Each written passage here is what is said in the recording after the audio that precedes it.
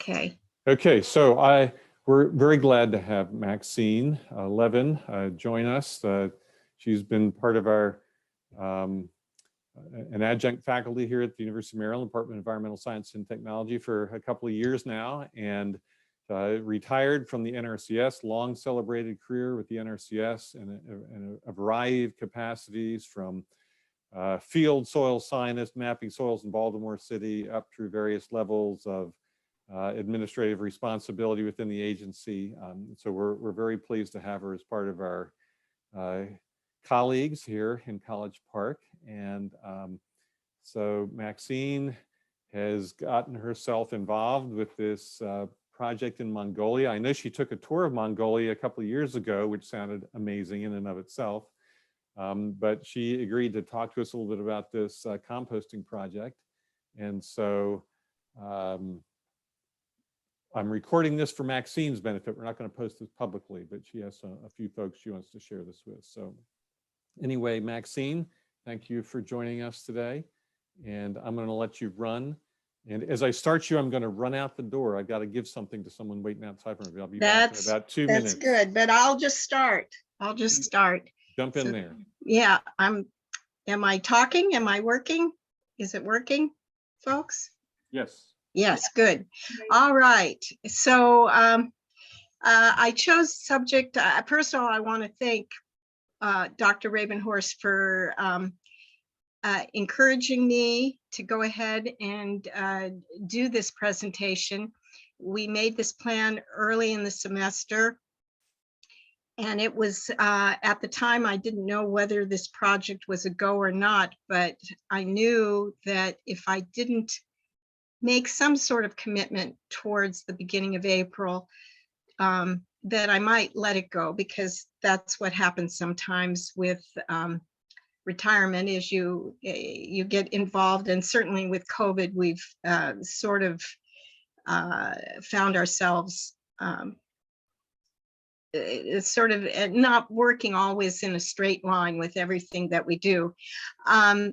The topic, industrial composting project in Mongolia, setup and issues for climate change outcomes. And for those that might not know, the last four and 5 years of working for NRCS, I also had a sort of a hobby of going to Mongolia on a field tour, sort of like a 3-week, 2-week expedition with Dr. Undra Batar in Ulaanbaatar and Mongolia. And from that, you know, we've sort of worked through a collaboration on many levels, as well as friends. And as a matter of fact, she's here on this teleconference as well, though probably won't be able to speak. In any case, there's a little map there of Ulaanbaatar and Mongolia, and you can see it's surrounded by Russia and China, and it's a landlocked country, very, very old, very, very interesting. And most of us think of it as a place on the top, those 3 top pictures, some woods, the steppes, and the Gobi Desert, and what they call the taiga is up on the upper left, which includes permafrost. And we had a very interesting tour about 2 years ago where we actually looked at that permafrost. It was fascinating, but there are indications of permafrost throughout the country, that the country was much colder at one time and is still quite cold, which is something we don't think about. I'm going to start the slideshow and start with just a quick little something. There's a picture of me in Mongolia doing a little archery, and it's sort of my mental state for this project. I thought a week ago or 2 weeks ago, I was maybe at a 2, but in fact, in doing this presentation, I realized I might have started at a 1, and now maybe I'm at a 2, but definitely not at a 3 or 4. Ask me in a couple years and maybe I will be at a 3. I hope so. But there's a lot more to this project than I thought from the beginning. I want to start first of all with composting and specifically industrial composting. This was one of the aspects of not knowing what I know, or thinking I know more than I know, in that I think I had a good concept of home composting, but really it goes much farther in terms of industrial or municipal composting. And composting specifically is really a controlled biotechnological process that involves, particularly in industrial composting, a lot of aspects in working with a public system and at these big levels. This is a composting field that we visited just outside of San Antonio, which is quite impressive, I think. You can see there's some characters that we might know there in the right-hand corner, Matt Bright and Ray Wild, who attended this field tour that I put on in San Antonio. But you know, and there we learned quite a bit of it, and I wish that I had this presentation before I'd gone out there. I would have appreciated it a lot more as to what we saw, because much of what they presented was actually part of this information.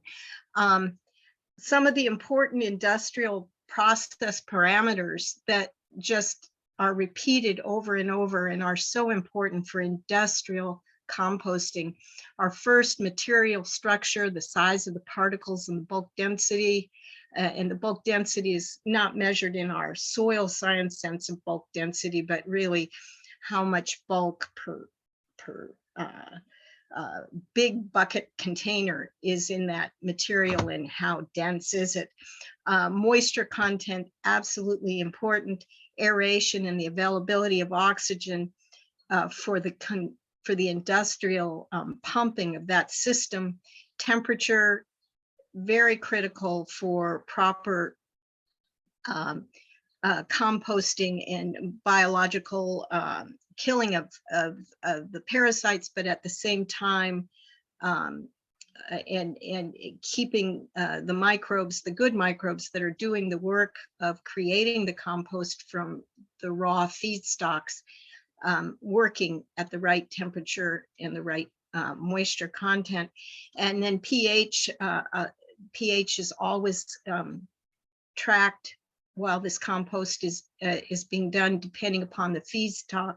It can sometimes be toxic to our important microbes that are doing the work. And then all important, the carbon nitrogen ratio of the feedstock and what the final compost will look like. One of the things is the quality control analysis and how important that is. You know, temperatures of 60 degrees centigrade are so important to eliminate those pathogenic microorganisms. Talking about temperature, this is sort of the temperature change in a typical compost pile, and sort of the life structure of a typical composting event in an industrial or in a small compost pile. If though I don't think we get to these kind of temperatures in a small compost pile. You can see there's the active composting phase there at the bottom, and then the curing phase. The active composting phase is A, which is the mesophilic microbes that are at the lower temperatures, and that's usually 1 or 2 days as the compost pile builds its temperature. And then starting at about 104 degrees or 40 degrees centigrade, the thermophilic microbes kick in and start to do the hard work of really converting the feedstocks into compost. And that usually takes between about 21 and 30 days. And then at that point, the compost shouldn't go over about 160. And at about 160, the thermophilic microbes start to die off and or at least go into the background. And at that point, we start the curing phase, where the compost might sit up to between 30 and 60 days and up to 6 months. Often they encourage really the good compost that's used for sale to rest at least 6 months. And that's when the mesophilic microbes continue to break down that material, and particularly the harder or woody material, or more dense material at that point. Here are some of the parameters again, but what their reasonable range is in a typical compost pile, and then the ideal of what you really are shooting for. And you can read them there for yourself. That free airspace is the aeration, the idea of aeration and pore space. The more moisture content, they talk about the moisture content being what you can feel in your hand, that it's moist, but it's not dripping. It's not dripping out at about 65%. And the pH, if the pH goes less than 5.5 and more than 8.5, you have problems with the microbes that are doing the hard work, and also issues of toxicity where there might be elements within the mixture, particularly if you are using sewage sludge as part of your feedstock, where there might be toxicity to the microbes, and not just the good ones, but the bad ones too. But often the bad ones can tolerate some of this acidity. And also in thinking about the pH, often these feedstocks, there are some feedstocks as a rule in terms of food waste that tend to be on the low end of acidity. Sometimes be, especially in the case of citrus, below 5.5. So it's something that needs to be worked with and thought through and controlled. Here are some typical CN ratios that I found on the web. These are mostly for industrial, where you're looking to a farmer or a big industry to provide your material. And for the most part, you can see something like dry wheat straw, very high. I don't believe paper's in here. We have paper a little bit later, and paper is 156 to 1. So it's one of those things where if you're working that CN ratio, you might want to be picking up and working with different materials and mixing them. And there's whole books on feedstock mixing and getting the right mix. I don't know that in Mongolia we'll have that opportunity, but perhaps we will in terms of discovery with the research and the activities that we'll be doing.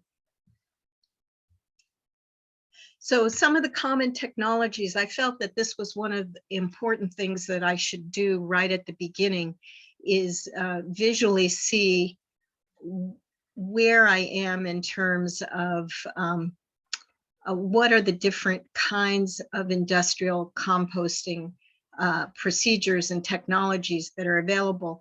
The one that's the most common, windrow composting. Then there's aerated static piles where you don't move them, tunnel composting, and then in-vessel composting. And I'll go through each one of these just a little bit, each one.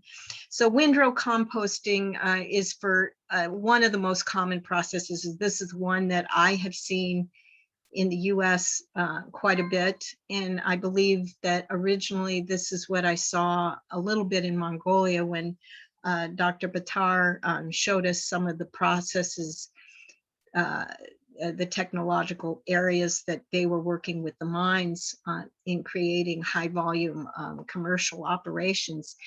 And in this composting method, you take the organic material and arrange it into long rows like windrows. And they're usually about 8 feet high, 15 feet wide, depending upon your machinery. And you need a lot of machinery and you need a lot of ground space to work these, mostly because they have to be continually, almost every 3 days to do it right. And they need to be mixed by a machine to make sure that all the material has access to heat, moisture, and oxygen. The static pile, there's many different versions of the static pile, but what often happens with the static pile is it has a mix of wood chips or paper in it to create air pockets to allow the oxygen to move in the pile. If it's static, it's not for that most point moved, but it does need to be occasionally turned if there aren't other machinery to ways to aerate the material. And this is one that I'll talk about a little bit further in an aerated situation. Here's a case of where it's got manipulation for aeration. If you're living in this Howard County, Montgomery County, PG County area of Maryland, you have the opportunity to see some of the most state-of-the-art composting facilities in the country.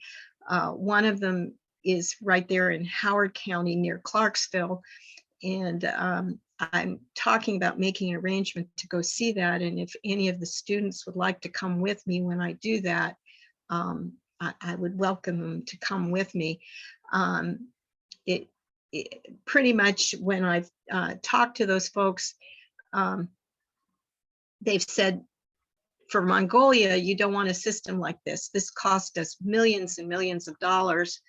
It does have an aeration component where the air is forced in to the system. So they are, for the most part, static, but their most highest concern is odor. And so that's why they've put so much money into these systems. Some people say that this aerated static pile system doesn't work very well with all organic matters. One of the issues is animal byproducts and grease that can't decompose at the same time as normal food feedstock materials.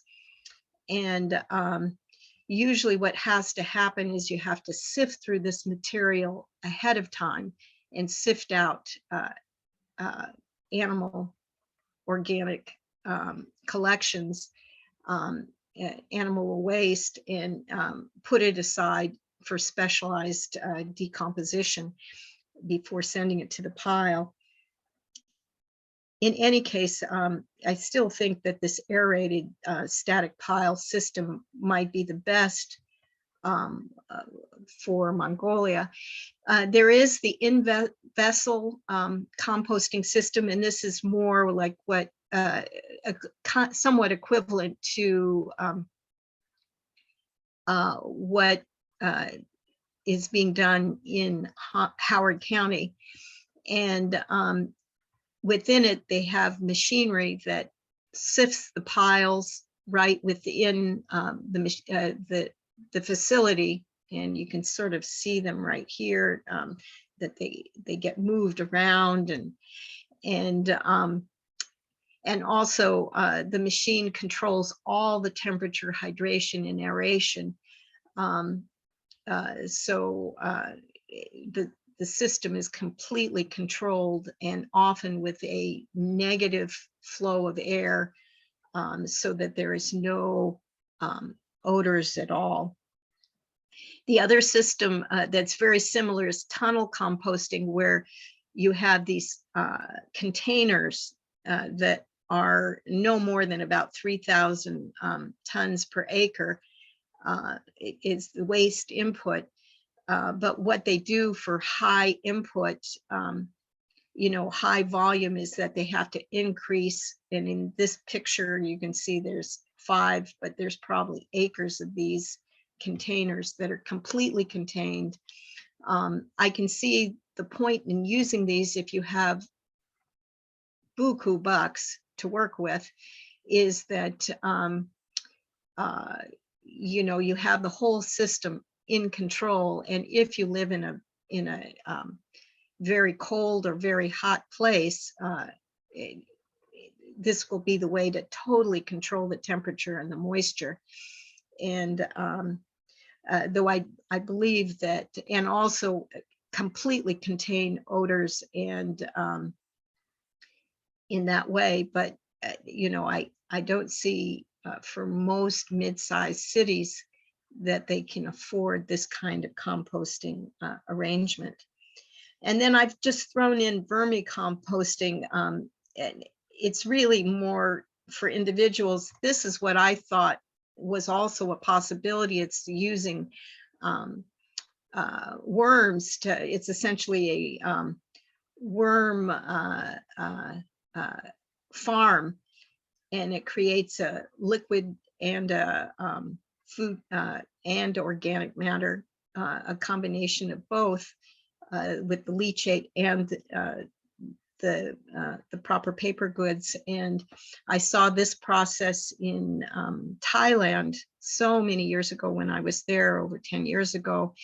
And of course, the people who were producing the leachate and the compost were very happy with it as a small, mid-sized profit-making business. This picture I thought was a good way to sort of introduce people to the general concept of working with a community. This is from Howard County. They have a whole system now where people feed the green bin that you see in the left-hand side, where they have a specified green bin specifically for food scraps and compostable items, and the yard trim, everything that the green bin would be specific to a composting activity. And then the material is put through a grinder and wet thoroughly. It's placed in bunkers, as you saw with the pictures before, and a whole filtration system is provided to make the quality product. The piles are turned and regularly and covered and carefully monitored for their temperature. And then 75 days later, the finished product is cured and screened and is ready for the Howard County folks. And you can see the cost down here at the very bottom, about $21 to $23 per yard, in 3 categories: compost, mulch, which is a little less mixed through and more heavy material, more bulky material, and then of course topsoil, where it's mixed. Good topsoil is mixed in and it's a little more expensive. One of the major issues, and it was repeated to me over and over by the Howard County facility coordinators, is odor control in urban systems. I don't know how much that'll be important, but it is important of working with aerated compost to control greenhouse gases. Greenhouse gases, primarily methane, are created in landfills or composting facilities where they are not capped or kept in control. And basically, the methane is created from an anaerobic system, and is the most potent of the greenhouse gases. And often it's in landfill systems. This is the smell that you get from landfill systems, and the lack of control as in the composting systems. So one of the discoveries that I had while I was going through this was talking with the Howard County facility manager, was that though he has sort of a controlled system like this, he recommended a group that were doing the aerated static pile, or ASP system, which has been a standard for composting active compost piles for over 40 years. And what they do, it's a much more low-tech version, and this is a terrible picture here. Somehow it got fixed. I need to get a better picture there. But basically, you place perforated pipes on the ground connected to a blower that can either be push positive or pull negative, that put the air through the compost and keep it aerated.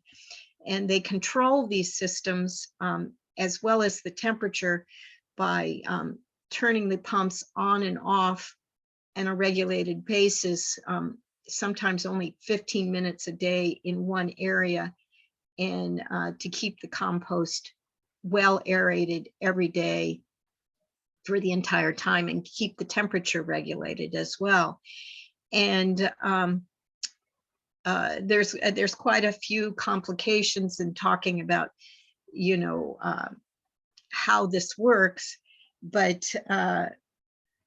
basically it's very intriguing. And one of the things that's so interesting is that the pumps are not that big. They're not that industrial. They're industrial, but they're relatively cheap comparing to some of these other systems, and that they have controls where they can turn them on and off with power from a solar-based power. So you don't need a regular power system to plant them, and you can put them out in the country. So the key advantages to composting with an effective forced aeration, whether it's going up into the system or negative going out of the system and pulling out through the system, is first and foremost reduced odors and faster composting. Something that's very interesting is that it's a much smaller footprint than static systems or windrow systems. If you, so it doesn't take up so much room on the landscape. The moisture management is much more effective, and also with a static aerated system, you can control the temperature and achieve that sweet spot for killing the bad microbes over a particular time and fitting the efficient pathogen controls.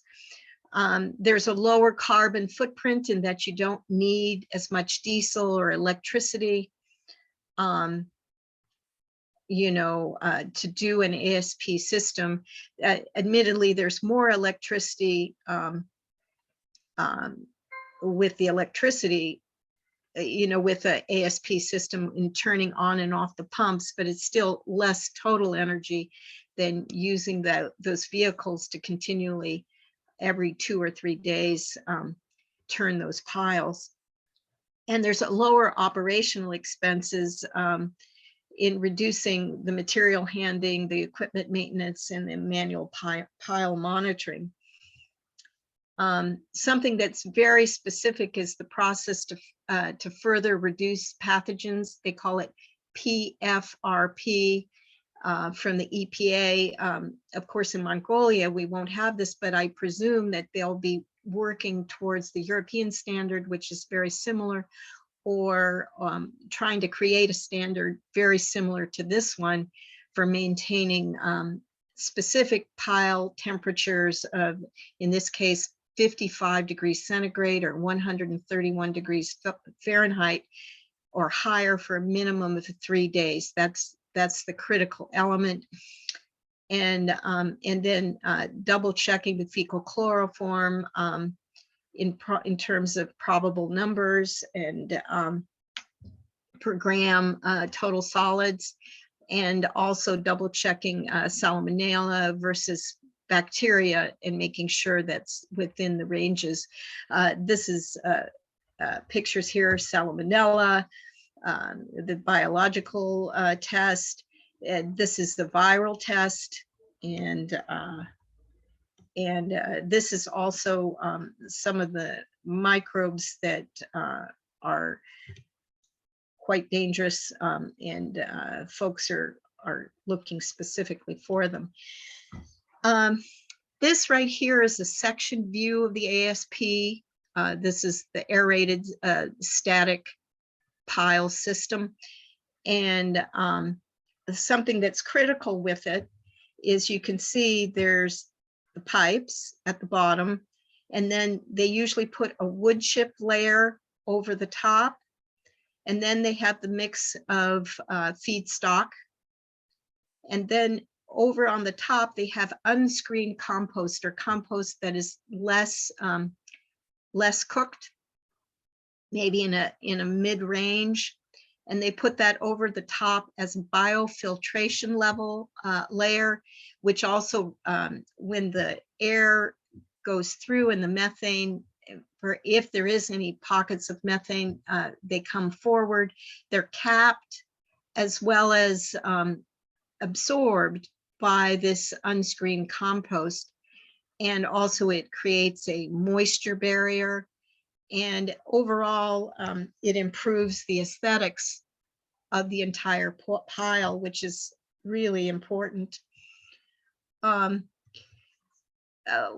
of the things that I thought, and we're now going to move into specifically thinking about Mongolia, but I wanted to just point out one issue that came up that I was thinking about that I'm not quite sure how we would deal with, which is the issue of contamination, though I think in Mongolia it could be important. First of all, the contamination of meat products, if we decide that we are going with all kinds of food material, and I think that might be critical. But so like the statistic at the top, the US national recycling rates increased by 77% from 1990 to 2000. But then slowly from 2000 to the present, truly, every year they've increased little more over that 77%. And in fact, people have in some ways started to retreat. And that seems to be something that's worrisome. And then the other thing that's very interesting is from 2008 to 2018, the percentage of recyclables in the US have been so contaminated that they had to go to landfills. And that rose from 7% in 2008 to over 25% in 2018. And particularly the plastics, including microplastic particles, were the #1 issue of contamination that it's going to probably be something that continues more and more, and I think will also be a problem in Mongolia without a lot of education. So let's go to Mongolia now.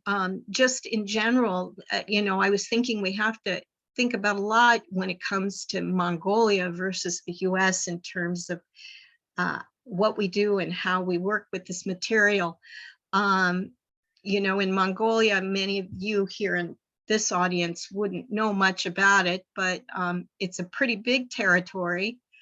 You know, the average elevation is 1580 meters up. It's high elevation, actually, which is something you don't really think about.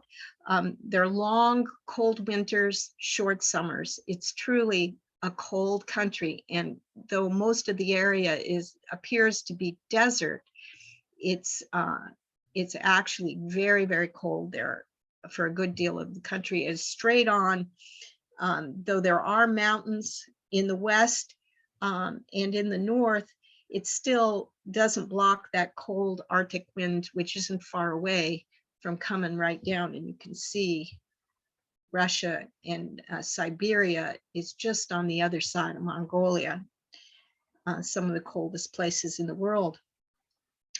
The thing that's really interesting, and this is terms of solar, is the country averages 257 cloudless sunny days a year. And that's the good news. That's quite interesting.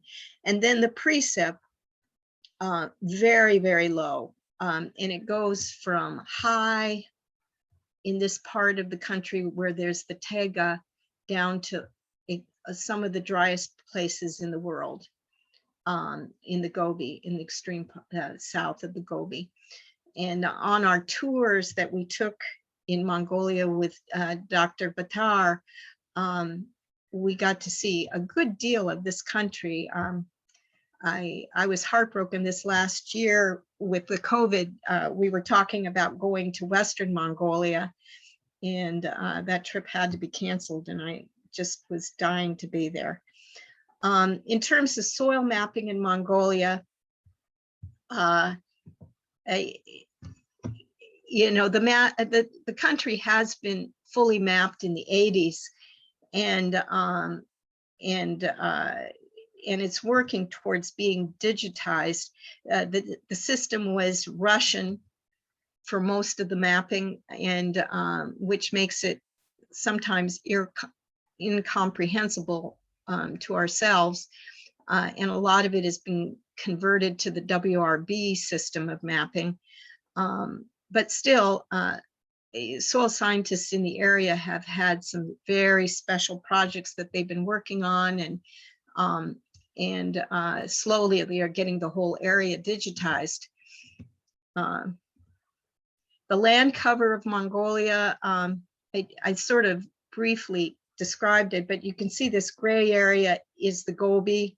This midsection is the central steppes, and then these green areas are the high elevation taiga or forested areas, and you can see it a little better here as well. And then the percentages of all the material, which a steppe involves most of it, and that steppe looks a lot like our western North Dakota areas, rolling short grass prairie, except maybe saltier and drier, and definitely a little colder. Here's another picture of it, just to clarify. And then this dot right here is where Ulaanbaatar is, which is in the steppe with a little bit of forest highlands surrounding it, making it a very beautiful area.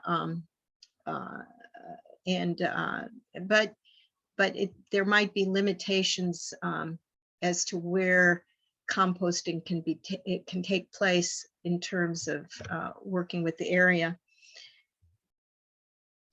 Some of the issues, this can give you a little piece of you know, some of the climatic problems in the area, and also give you a visualization of the upper taiga areas with the permafrost and wetland decline in the forest steppe and the alpine north. Environmental problems, climate warming in Mongolia is becoming very serious. Water recourse storage, permafrost melt, and desertification in general. Overgrazing is the #1 human impact on pasture land, since grazing land is 72% of all the territory. And the steppe and forest systems of Mongolia have been significantly drying in the last decades. So, you know, that's a major force. And I thought I'd at least show you a couple pretty pictures of Mongolia. This area is from Upper Gobi. And this is where all the dinosaurs, they found dinosaurs and dinosaur bones in this area. So it was once a wetland, but no longer. And here's Dr. Batar. So you can just get a visual of size and scape of the landscape. It goes on forever. Here again is just some pictures of temperature and moisture, and elevation, just to give you a feel of the whole country. And then also with this is temperature and moisture again, and precip. With these pictures for the Ulaanbaatar station, it's irregular is the main thing that you see. And then the millimeters of moisture, the maximum that you see, it's usually averaging around 200. Air temperature definitely looks like it's going up. And it says, like in the last 70 years, air temperature has increased by 2.1 centigrade in Ulaanbaatar. And this is 2 to 3 times more than the world average. So I think that's worrisome. We're really part of that far north, even though we're essentially a cold desert throughout the region. Something to emphasize is the cold in the steppes. It is very cold, very, very cold. And though I haven't personally seen these kind of landscapes, Dr. Batar certainly has, and they do exist. It's hard when you're just coming for the summer that you can imagine. But as you see, very little snow. It's not deep snow. If it is, then there really is a disaster, but almost no water coming from this, no precip coming from this kind of weather. So some of the most degraded in central Mongolia are where there's more human impact, which of course is around Ulaanbaatar. But the entire area of the Gobi and the arid lands also are very vulnerable for soil degradation, and it's something that folks are thinking about continually. And these areas are becoming more and more populated with better health conditions. And something that we've been looking at in the last 5 years is the change in the population in terms of becoming less nomadic and living tighter in the mid-sized cities, which is all the more reason to try to work with the population early on to create alternative systems for recycling and reclamation, and also in dealing with carbon. Very little carbon in all these systems because it's cold and it's dry. Once again, here are some temperatures. I haven't had a lot of opportunity to observe and look at them, but if you want to just look at the big picture, just look at all the negatives in temperature, meaning it is cold. It's cold out there. And just go with that in terms of, and then in rainfall, here with the imperial system for rainfall, you can see the Gobi Desert, the most rain you see is in the summertime. The same in Ulaanbaatar, but these are very, very low numbers of rainfall. And the mountainous west, again, very low numbers of rainfall. So the project, I wanted to make sure that you saw this picture because it just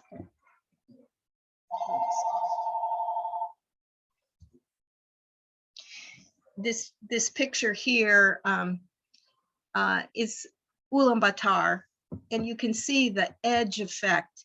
You've got big Asian style apartment complexes right next to temporary, quasi-temporary housing, though it gets less temporary every year. They come, supposedly they used to come in for the winter and live in the gers, or these Mongolian round huts. But then, you know, it's becoming more and more permanent. And these go side by side, the highly urban area, and then these huts with almost no electricity and no plumbing. Very temporary, temporary and permanent at the same time. With the food waste recycling project, it's sponsored partially, it'll be paid for mostly by Japanese funds, and it's in association with the Central Asian Soil Science Society and BSI, which is British Standards Institute. And their core approach will be based on constant dialogue and understanding of the needs and requirements of Ulaanbaatar and the main target groups, including schools, kindergartens, and communities that can gain some knowledge and sort of change the culture. So we hope that these project results would be sustainable. And as I read the proposal, constantly there's communication going through the whole thing. In general, this is a big city and at the same time a small community. I find this picture fascinating, even though it was a very dark and stormy day and kind of it's faded, but you can see all the little tiny temporary buildings on the edge of a big modern city. And as you see here, 1.2 million tons of solid waste is generated annually in Ulaanbaatar. And the ratio of food waste in solid waste is 36% in the summer and 23% in the winter. And right now, all of it, for the most part, is disposed, you know, well, it says 72%, but that includes the food waste is disposed in formal disposal sites, and those landfills are quickly filling up. And only 20% is recycled, and 7%, as you can imagine, thinking about all of these tiny small community areas on the outskirts of town, 7% is illegally dumped because there aren't formal mechanisms to pick up this garbage and move it to the landfills. You know, municipal solid waste management in Ulaanbaatar, you know, comprises of segregation of recyclables. This is the formal thinking, is that households, institutions, and business do formal and informal collection of recyclables. But food waste is not recycled. It's disposed in normal landfills. And when you think about it, it could be up to 36% of that 1.2 million per year tons of garbage going into the landfill that could be saved. And it's becoming a pollutant, that food waste, particularly in the GARE areas where those small communities where there isn't a formal system of collection. And it's also becomes in these informal ways and illegal landfill and illegal ways of disposing of it becomes a source of greenhouse gas.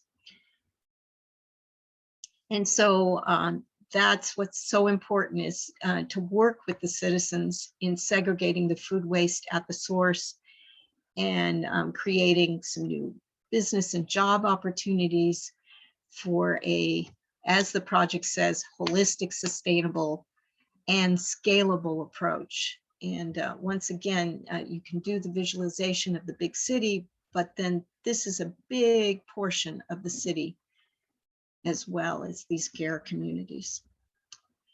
This is one, just sort of the implications of interconnected strategies, commitment and engagement, training, communication and outreach, gender and equality, and sustainability as the concept flowing through the project. And the other piece that is very intriguing is the great potential for future demand of compost in agricultural sector. Right now, there isn't much utilization of fertilizers in the field, in the agricultural areas, particularly even in central Mongolia, where most of the agriculture is taking place, that isn't based on grazing and animals. But, you know, we see the compost as a future positive effects, improving soil productivity and reducing GHG emissions. As I pointed out before, it's a cold and dry country, very low organic matter and growth in general in the outside of Ulaanbaatar.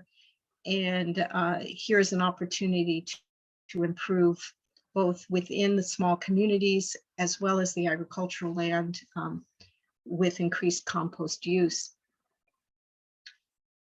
So this is basically a slide, and I probably will eventually rework this slide, just laying out for you the beginning tasks of identifying options for food and waste recycling, demonstrating participatory food waste recycling where the whole community is working with it, and then developing a program for food waste recycling from the pickup right through to the composting facilities, composting the material, and then taking it out and restructuring it with the community for improvement of land. And definitely, you know, how will we take a landfill site and measure the climate change GHG measurements, the greenhouse gas measurements, and whether it'll be strictly by estimation based on the food waste, or whether we can also test it in the laboratory for verification. Here, identifying options for food waste recycling. Dr. Batar, in earlier studies with mining, she characterized a lot of the standard material that would be expected in a waste, food waste area for Mongolians: apple, maize seed, vegetables, food waste, fruit waste, horse manure, a big one, leaves and paper waste, and the CN values over here are quite important, as well as the moisture and the density. She's seeing that and within the study that we'll be conducting surveys of food waste composition, local community willingness, and gender issues as a big activity, and publishing those surveys. And within that is also identifying, first of all, plans and methodologies, and creating guidelines and booklets. In my search for looking through, for preparing for this presentation, I saw a lot of material that the US has produced in terms of manuals and guides and best management practices, mostly by the EPA. And I see this Mongolia group trying to create that for Mongolia, also identifying the best management practices and national practices for food waste recycling. And I believe that just a little bit of work that I've done in the last couple of weeks in preparing for this, I've seen a lot of really good materials, and they're wanting to create those training and materials for Mongolians in terms of making sure that they do the work. So we'll be developing sampling methods. We'll be working on process control, including the standards that I mentioned before: temperature measurement, pH measurement, moisture content measurement, different food waste, feedstock materials, and the ratio of those raw materials. And then finally, compost control, quality control, which includes the temperature, the agrochemical properties, the mineral and organic contamination controls, and the hygiene controls for bacterial contamination. And then also the project team is planning to train laboratory staff specifically on how to conduct the laboratory analysis. And this is something that I hope, with some help from outside sources, that the Mongolians will develop their own laboratories to do the standardized testing that goes around building a waste facility like they envision. So at this point, I'm starting on thinking through also the GHG emitted GHG components, the greenhouse gas components of how to model and think through what are the outcomes for a study like this, and a project like this. And, you know, we've got the GHG emissions from transportation that occur during the collection of food waste, the process emissions that are associated with the energy to run the composting units. And then there are the fugitive emissions that are produced during the composting process, where methane is produced in anaerobic pockets of compost and is then released either on purpose or accidentally in the process of producing the compost. And there is an intent to do a sampling that's a direct sampling, as well as do a life cycle assessment to evaluate the overall impact of conversion process food waste into compost on greenhouse gas emissions. And this is something that I hope to learn a lot about, as well as accomplish and do. In preparing this presentation, I realized I have a lot to learn to do a good job in working with these folks, and so that we all work together and are able to make a world-class system. with the life cycle assessment, we pretty much see those net admissions and landfill and moving through things through. I felt that this little simplified landfill methane mass balance was a good picture for me to just imagine how to quantify the system. And the IPCC's first order of decay model will be the gold standard of what we'll try to work towards for measuring methane and carbon dioxide gas, and thinking through how that will fit into the model and validate the model. The first order decay method is the recommended approach for all 3 tiers. There are 3 tiers usually. It's developed and then the IPC has developed a waste model that I started to look through, but this is going to take a while for me to study this to really know and understand it. A lot of work has gone into this volume. The 3 tiers, likely, tier 1 and tier 2 are the usual. Tier 3 is when there's very specific issues. In the US, we use tier 2 and tier 3 of the tiered approach. But I presume for right now, tier 1 might be all we can do with this project. This is sort of a thinking through how this system works. And here's a model methane generation equation that's part of the model for the system that IPC has, CC has put together. So the mitigation strategy will be one of the major pieces of the project that will need to be worked through, and work plans and its monitoring measures and tools. The measures will include carbon dioxide,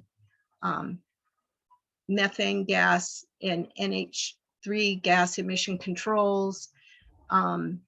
They're also going to be looking at nitrate leaching control into the ground, which is something I'm more familiar with, and the nutrient loss control of nitrate, NH4, and organic compounds, and phosphate.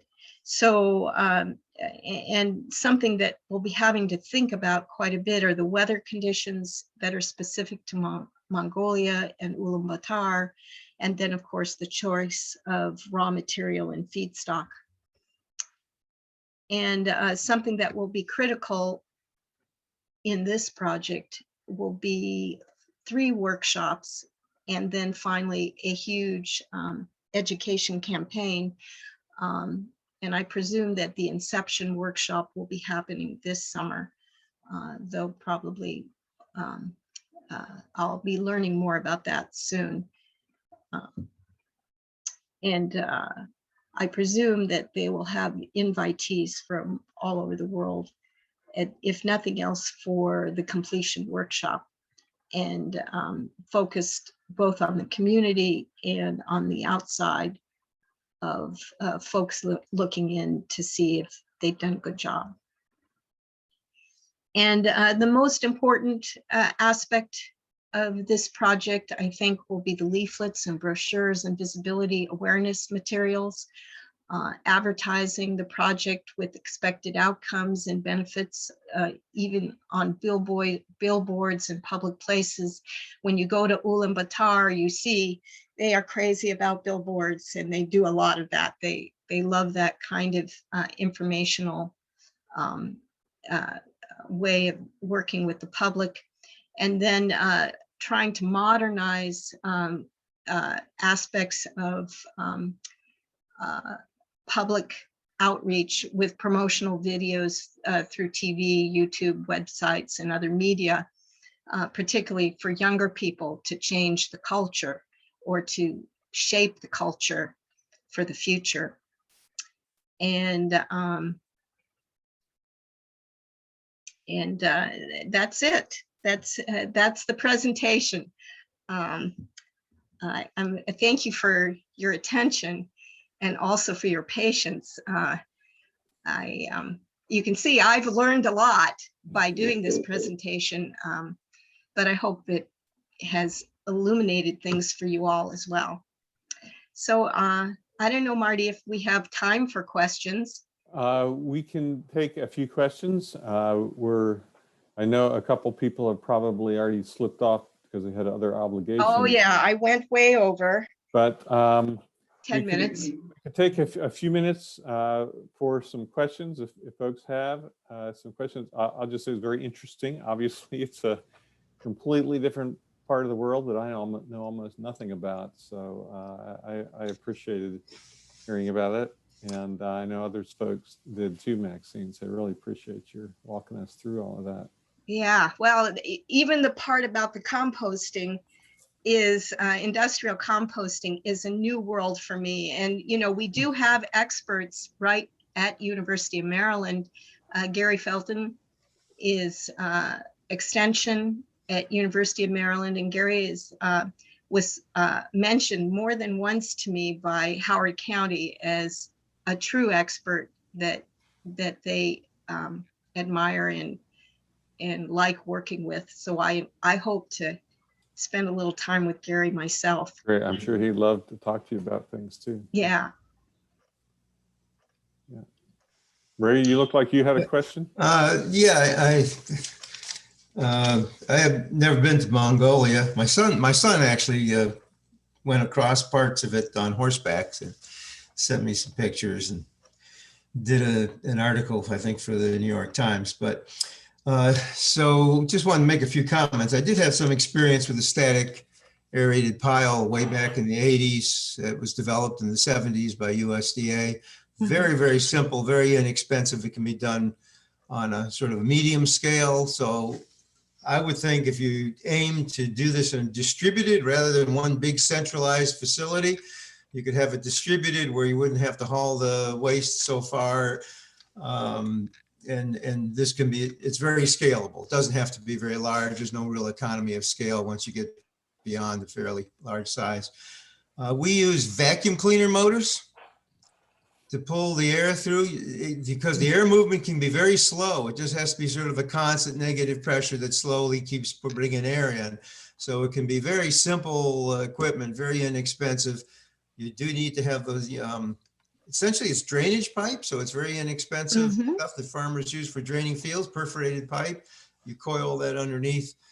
And so if these piles are nice and hot and you're keeping them up in the 45, 50, 60 degree temperature range for periods of time, that's a lot of hot air.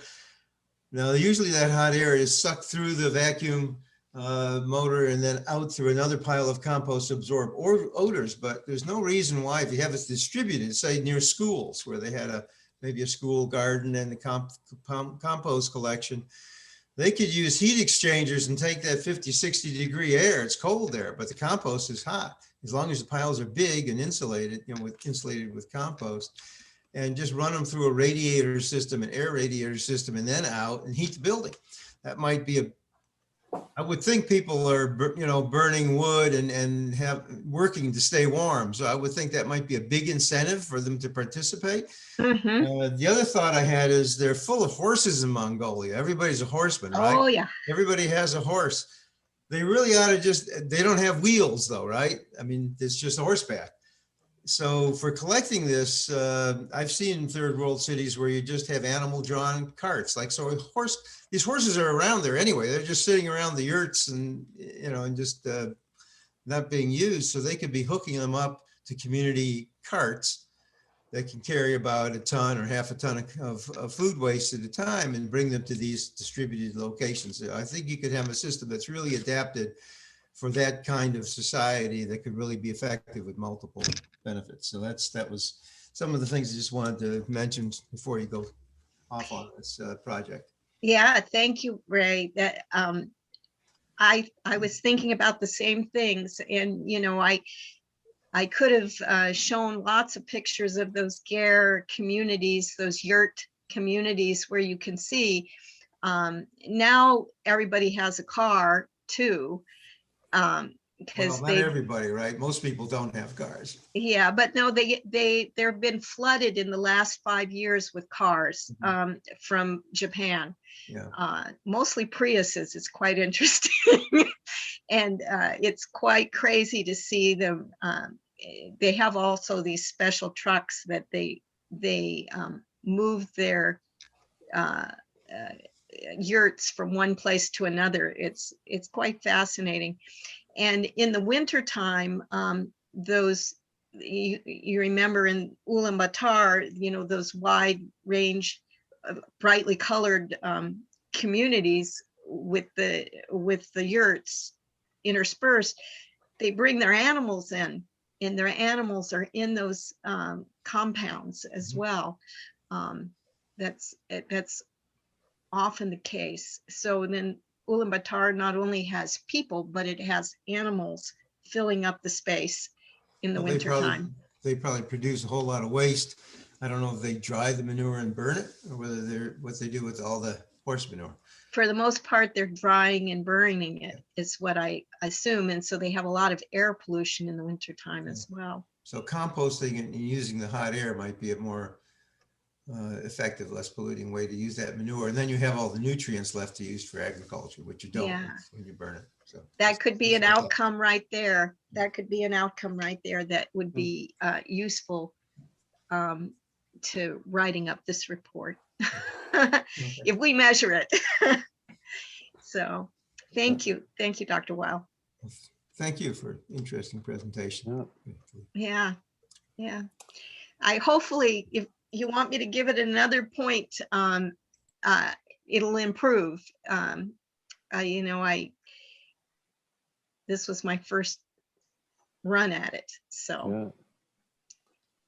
Very good. Well, thanks very much, Maxine. That's great. Yeah. So I'm going to stop the recording here for us. Thank you. As soon as it gets processed, I'll send you the link on to